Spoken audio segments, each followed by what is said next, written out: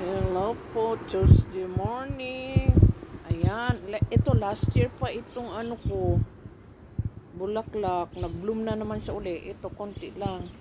And, punta na naman tayo doon sa likod. My favorite sightseeing in the tambo.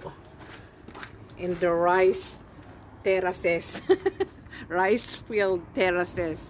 Ayan, ang ganda. So, di ba naalala nyo, may umakyat dyan, my friend? Ngayon, it's summer na. I know.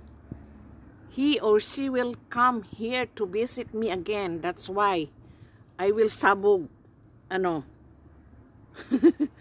onion. Ay, onion dyan ay. Niniko, garlic. And I wear my boots kay Scary the beauty. Diyan lang kayo. Okay lang naman mag-visit kayo, but don't scared me in the bintana. Kasi hindi na ako magsampay dyan. O, nakakatakot ako magsampay dyan. Sometimes.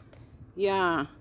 But, kasi you know, darling, nung maliit daw ako, sabi ng tatay ko, nakahiga daw ako, dinaanan ako ng sawa. Kasi doon sa, ng tatay ko, maraming manok.